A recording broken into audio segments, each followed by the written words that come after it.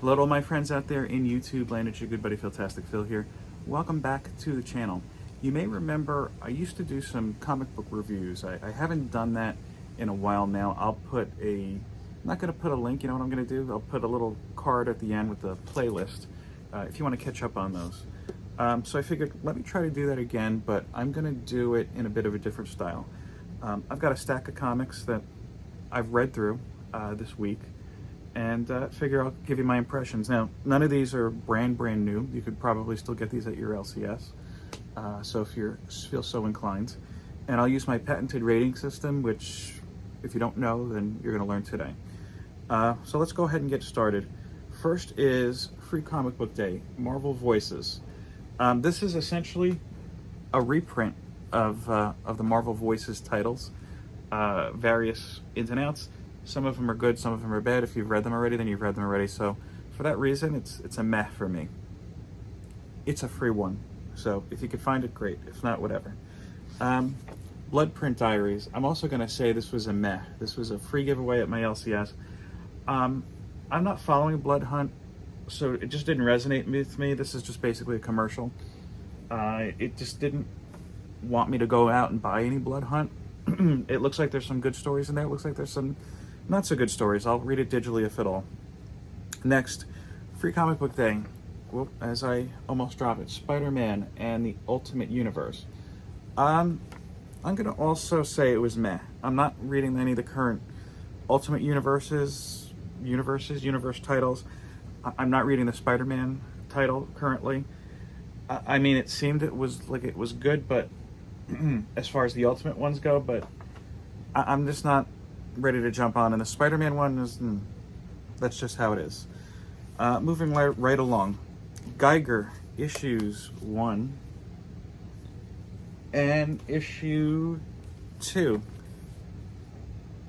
A lot of people are enjoying the Ghost Machine universe, and you know, I think GEIGER and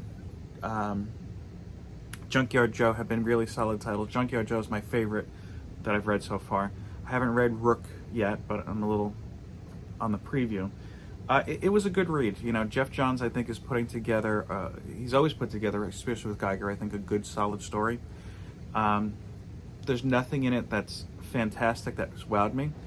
But again, we're just 2 issues in, and as I said, it's good. Next one, this is from, I don't know the name of the company, but it is a Foo Fighters rock comic. It's a biography, and I thought this was a nice little touch, by the way. It says rejected by the Comics Code. I didn't expect much because it feels like a thin book, but let me tell you something. Very well done. If you're a fan of the Foo Fighters like I am, I've seen them enough times where I'm like, you know what, I'm just not going to go see them again. I'll say this, little album before that one I didn't care for. I didn't even buy the last album. But yeah, I mean, solid storytelling. There's things I learned about the band I just didn't know. The story jumps around a little bit, but as I said, overall it's well done. Art could be a little bit better, so I'm going to rate that as a good. Undiscovered Country, issue number 28. This is a story that has been winding its way slowly. This issue wasn't bad, it wasn't good, it was just kind of there. So I'm going to give that issue a meh. Sensational Shehulk, issues 5, 6, and 7. If you've been reading Sensational Shehulk, then you know it's not the most action-packed series. It's a different type of story. I think it has brought a whole lot of depth to the character. Rainbow Rodwell, the writer. Did I say it right? Rainbow Rodwell. Sorry, I gave her a D in there. It's a good story. I don't know what else to tell you. If you're used to a fast action, fast-paced story, you're not going to like this. If you do want something a little bit more about character, less about tights, this one's for you. Okay, we've got Rare FLAVOURS, issues number 5, as I'm doing them backwards, and 4. I thought this was a 4-issue miniseries. It turns out it's a 6. And the conclusion has already come out yet. I have not picked it up yet.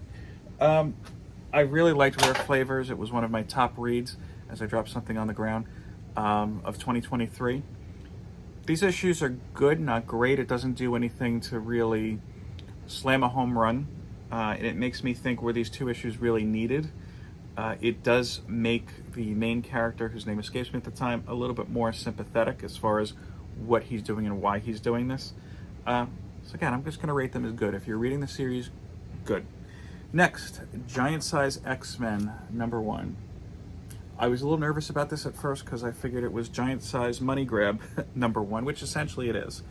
The bulk of this is a reprint. I'm not going to comment on the reprint. I'm not rating the reprint. I'm just going to tell you about the original story in here from Ann Nocenti, focusing on Warren Worthington III, Angel, who was on Krakoa for a little bit, and then you kind of never heard from him again. Ann Nocenti, to be honest with you, I kind of could go one way or the other with. Some of her stuff I really like. Some of it just feels a little dated to me. This, I have to say, for a single read, just the Angel story, was really good, like surprisingly good. I'm not going to say this is a must-buy, but I'm going to say if you're a fan of the X-Men, it's a good buy. If not, I'm not going to say it's a jumping on point, but you'll get a solid story.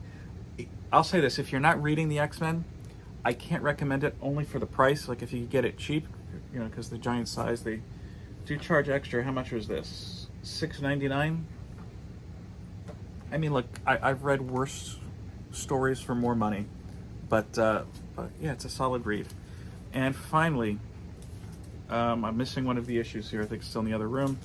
Dead X-Men issues #1, #2, #3, and #4. I was excited to read Dead X-Men. I thought it was a interesting storyline, interesting description. I've stayed largely away from a lot of the limited series, especially the 5-issue series that Marvel's offered with the Krakoan X-Men. I haven't quite read all the Krakoan stuff yet. I'm getting there. I was really disappointed. It just felt like it went nowhere. It works congruently, I guess, with the Fall of X. So if you haven't read the Fall of X yet, you're gonna get spoiled. I hate to do this, especially for next title. This series is burn in hell. Burn after reading, excuse me. So it is in comic book hell, along with all the other bad comics I've reviewed in the past. One other thing I read, I'm sorry. I went back digitally and read the Realm of X, I believe. That's the Nightcrawler Krakoan story, and the one-shot that followed that with Onslaught, which the name escapes me at the moment. Actually, I think Realm is the next series I have to read. Whatever the first Nightcrawler series is the one that I read. I had read it in print, and I wasn't impressed initially. I think maybe I was just reading too much at the time and just couldn't absorb it. But as I was reading other Krakoan X-Men stuff, it got to thinking, you know, Nightcrawler's a very religious character. How does this idea of resurrection kind of fare with him? Because it's kind of against the natural order of things.